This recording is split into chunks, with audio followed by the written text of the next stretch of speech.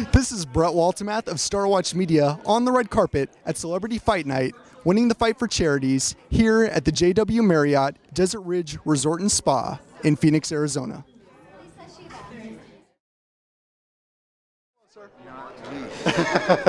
Brett, with Star Watch Media, pleasure to meet you, sir. We're here for Celebrity Fight Night 2013. How does it feel to be here and be supporting this evening? So many red carpets, not enough time. but I purposely choose my red carpet. Kind of heaven chooses for me too. This felt so right when I first heard about it. When I heard about Yank Barry, the work that he's done around the planet, you know, the global village champion. I'm glad to be invited into the group. You know, the work that he did in Fukushima when the radiation went down. Thousands of tons of water like that. Who's Hank Barry? He's a guy. Where were the Japanese? Where were the Japanese government, the Americans, American government? He's a Canadian for you, you know? But that's the heart, and that's why I'm here, is because of that.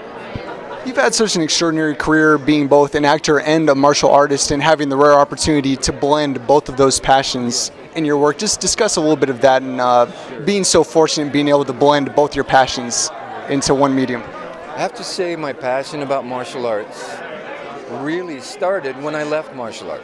It was very kind of paradox, but I wasn't interested in the fighting, and I was being groomed to fight.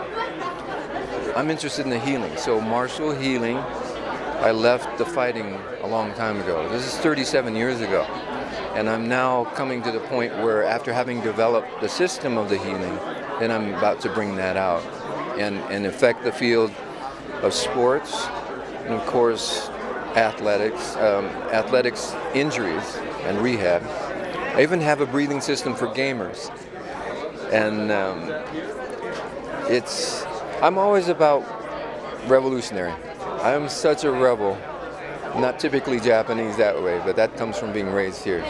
So well known for your role in Mortal Kombat, Shang Tsung. And of course now it's rumored that you'll be reprising your role. Can you please discuss a little bit about that and returning to that character? Is that a character that you enjoyed playing the first time around? Yeah, you know, the first time around we never knew what it would do. And especially green screen and that, and especially playing evil characters. I've always been about growing up, being from Tokyo and then raised in the South. I had a lot of very intense emotional feeling. And I thought, you know what, this is the one time I'm gonna let it all out. And it kind of blew me away when I saw that. I think maybe my kids have seen something close to that, but it was such a marker in my life to play that role and to see, you know, how much the globe is kind of, especially the kids. Although I bet you didn't know this, the average gamer is 35 years old. Yeah, that means once games came out, they never gave up, you know? So with that, I'm very excited to come back. I have more passion now than I did then. So the fans have got something to look forward to. I'm about to pull the plug one more time. Are you going to embrace getting to play that kind of evil character one more time? You know, I have to see the script, and they have to pay me money to do it this time.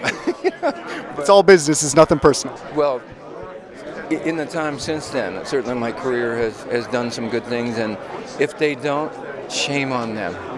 And I'm going to do my own, and I'm going to do my own franchise, and I'm going to play a bad guy turned good guy. You know, I think good guys in and of themselves are pretty boring. We kind of know their story. And bad guys only serve to let wimps beat them up. So, you know, that's not so exciting either.